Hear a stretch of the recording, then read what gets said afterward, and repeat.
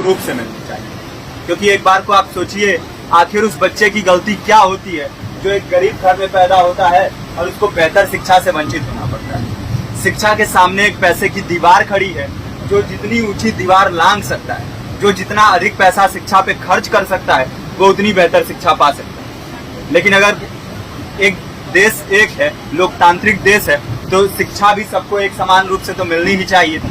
आज परिस्थिति ये है कि एक तरफ तो प्राइवेट स्कूल है जो लूट के अड्डे बने हुए हैं, वहां पे आप एडमिशन कराने जाएंगे तो सिर्फ एडमिशन के नाम पे ही आपको 10,000 20,000 रुपए देना होगा। और कमीशन खोरी का ऐसा धंधा है कि कॉपी, किताब, टाई, बेल्ट, ड्रेस, जूता कहाँ से खरीदना है ये आप नहीं तय करेंगे वो प्राइवेट स्कूल वाले। यानी आम लोगों की मेहनत की आखिरी कौड़ी उनके जेब से वसूल लेना चाहते हैं। और दूसरी तरफ सरकारी स्कूलों में न तो पर्याप्त टीचर हैं, न पर्याप्त बिल्डिंगें हैं।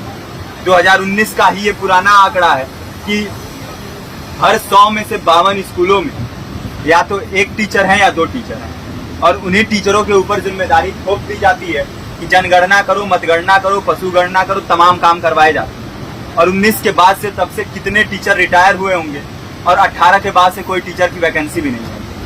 आप खुद भी सोच सकते हैं ये परिस्थिति और कितनी बिगड़ी हो। इसीलिए हम लोग ये मांग उठा रहे हैं, चाहे कोई राष्ट्रपति का बच्चा हो या किसी मजदूर का, सबको शिक्षा एक समान मिलनी चाहिए और निःशुल्क रूप से मिलनी चाहिए। प्रेमचंद ने अपने दौर में भी कहा था कि एक सभ्य समाज में ऊंची से ऊंची तालीम मुफ्त होनी चाहिए और इसका पूरा खर्च गवर्नमेंट को उठाना चाहिए। क्योंकि हमारे देश को फौज से ज्यादा आवश्यकता तालीम की। और शिक्षा से जुड़ता हुआ ही दूसरा मुद्दा हम लोग उठा रहे हैं।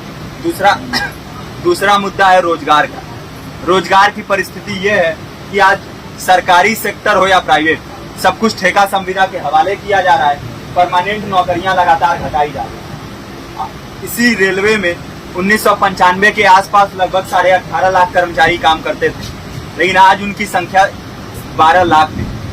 आप खुद भी सोच सकते हैं कितने बड़े पैमाने पे परमानेंट पदों को घटाया जा रहा है। और आज आलम ये है, एक तरफ लाखों पद खाली पड़े हैं, फिर भी कोई वैकेंसी नहीं निकलती। जो वैकेंसियां निकलती हैं उनमें भ्रष्टाचार होता है, पेपर लीक हो जाते हैं।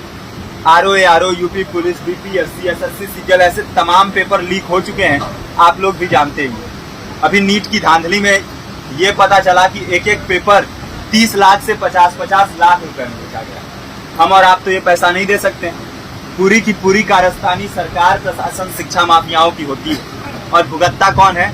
आम घरों के लोग, जो लोग सालों साल तैयारी करते हैं, दिन भर में 10-10 घंटे, 12-12 घंटे पढ़ते हैं। और इतनी कड़ी मेहनत के बाद, सालों साल की मेहनत के बाद उनके हाथ लगती है तो सिर्फ हताशा, निराशा, अवसाद। बहुत से छात्र नौजवान जो इस बेबसी में, इस डिप्रेशन में नहीं जी पाते, आत्महत्या तक के कदम उठा लेते हैं। लेकिन ये देश की विडंबना है कि टीवी चैनल, अखबार, मीडिया, नेता, मंत्रियों के लिए कहीं ये कोई मुद्दा नहीं है। उनके लिए मुद्दे हैं तो जाति, धर्म, रंग, नस्ल, अगड़ा पिछड़ा। आज जब पूरी परिस्थिति इतनी भयावह है तो ये जरूरी है कि लोगों के बीच में जाया जाए, लोगों को संगठित किया जाए और एकजुट किया जाए। क्योंकि आज अगर अपने मुद्दों पर बोलेंगे नहीं तो कल को ये परिस्थिति और बिगड़ेगी। हो सकता है ले दे के अपनी जिंदगी तो हम लोग काट ले जाएंगे, लेकिन आने वाली पीढ़ियों को क्या भविष्य दे के जाएंगे, ये भी सोचने वाली बात है। हमारे साथी ने आपको पर्चा दिया है, पर्चा आप तक पहुंच गया है। पर्चे में और भी बातें हैं, इसको पूरा विस्तार से पढ़िए। पर्चे में हमारा नंबर है, संपर्क कीजिए। फेसबुक का, इंस्टाग्राम का लिंक है, आप वहां पे जाएंगे तो आपको पता भी चलते रहेगा कि लगातार किन किन माध्यमों से हम इस अभियान को चला रहे हैं। नुक्कड़ नाटक, संगीत, शिक्षा सहायता मंडल, लाइब्रेरी, तमाम माध्यमों से इस अभियान को चला रहे हैं और कोशिश कर रहे हैं कि बड़े से बड़े पैमाने पर हर जगह पे लोगों को संगठित किया जाए और एकजुट किया जाए। आपके बीच भी आए हैं आपका साथ और सहयोग दें। साथ इस रूप में कि आप भी हमारे इस कारवां और इस मुहिम से जुड़िए।